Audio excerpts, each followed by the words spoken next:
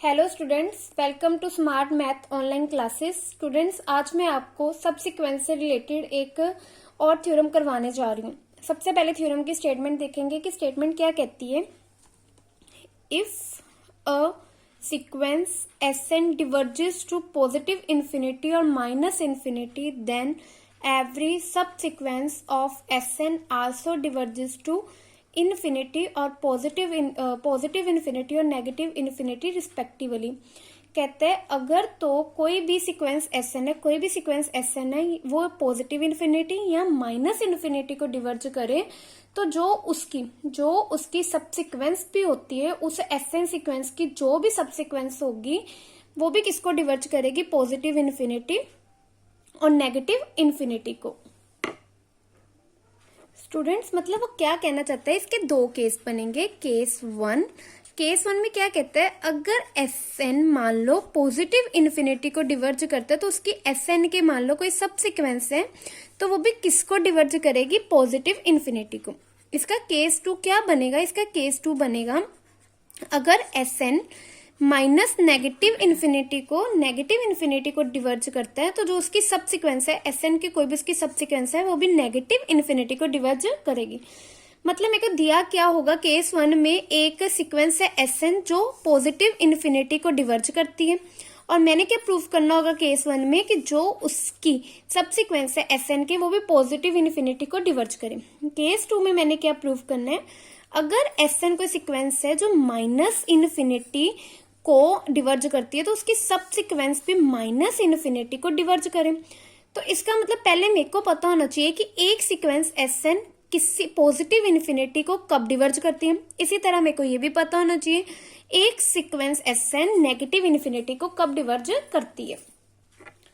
Students देखो, a sequence S N diverges to positive infinity, कोई भी सीक्वेंस कहते हैं पॉजिटिव इन्फिनिटी को कब डिवर्ज करती है? If for a real number K greater than 0 however large there exist positive integer m such that Sn greater than k for every n greater than equal to m। कि कोई भी sequence जो Sn है वो in positive infinity को तब diverge करती है किसी रियल नंबर के जो 0 से बड़ा है, हाउ एवर लार्ज, कितना भी लार्ज क्यों ना हो, दियर एग्जिस्ट कर जाए कोई पॉजिटिव इंटीजर, कोई एग्जिस्ट कर जाए positive integer m such that Sn k से बड़ा आ जाए for every n greater than equal to m के लिए। इसी तरह इस sequence Sn diverges to negative infinity, कोई भी सीक्वेंस Sn नेगेटिव इन्फिनिटी को कब डिवर्ज करती है? If for a real number k greater than 0 however large there exist positive integer m such that Sn less than minus k for every n greater than equal to m। कि कोई भी sequence Sn minus infinity को तब diverge करती है if, जब कोई भी real number k greater than 0 के लिए जो हाउ एवर लार्ज, कितना भी लार्ज क्यों ना एग्जिस्ट कर जाए, दियर एग्जिस्ट कर जाए positive integer m such that Sn less than I k for every n greater than equal to m के लिए, जो इस कंडीशन को सेटिस्फाइड करे। अब स्टूडेंट्स, हम थ्योरम का प्रूफ देखेंगे। सबसे पहले मैंने लेट कर लिया Sn के भी सब सीक्वेंस ऑफ Sn के, मैंने Sn की कोई सब सीक्वेंस मान ली। इसके दो केस बनेंगे। केस वन में पहले मैंने मान लिया कि when Sn diverges to positive infinity, ठीक है। तो इस केस में हमने क्या प्रूफ करना है? टू प्रूफ कि जो Sn के जो उसकी सब सीक्वेंस है वो भी किसको डिवर्ज करेगी? पॉजिटिव इन्फिनिटी को। क्योंकि since Sn diverges to infinity, जो भी मैंने डेफिनेशन बताई थी कब एक सीक्वेंस इन्फिनिटी को डिवर्ज करती है, वो डेफिनेशन लगा देंगे कि फॉर रियल नंबर के, किसी भी रियल नंबर के लिए, हाउ एवर लार्ज हो, कितना भी लार्ज क्यों ना हो, देयर एग्जिस्ट करेगा positive integer m such that Sn greater than आएगा k से for every n greater than equal to m। इसको हमने इक्वेशन नंबर 1 पुट कर दिया, ठीक है। लेट n के naught a positive integer greater than equal to m। मैंने n के नोट एक पॉजिटिव इंटीजर लिया जो m से क्या है? बड़ा है। अब क्या होगा? दियर फॉर एवरी n के, कोई भी इंटीजर है जो n के नोट से बड़ा होगा वो m से भी बड़ा होगा। कहता है कि अगर फॉर एवरी, कोई भी ऐसा n के टाइप का इंटीजर जो n के नोट से ग्रेटर देन या उसके इक्वल हो जाए, वो n के greater than equal to m होगा। ये कैसे हुआ?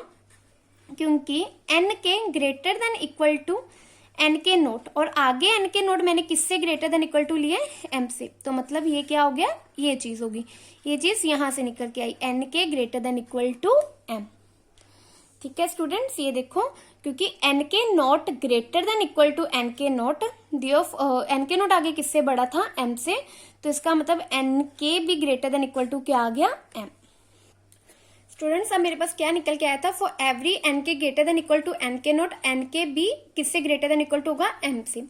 अब कहते हैं for one hold for every N के greater than equal to N के नॉट, एस एन के भी ग्रेटर देन होगा के से, फॉर एवरी एन के greater than equal to N के नोट। अब ये देखो फ्रॉम वन मैंने क्या निकाला था कि जो एस एन था, एस एन सिक्वेंसी वो ग्रेटर देन के होगी for every N greater than equal to M. कहते हैं ये हर एन के greater than equal to N के नोट के लिए भी होगा।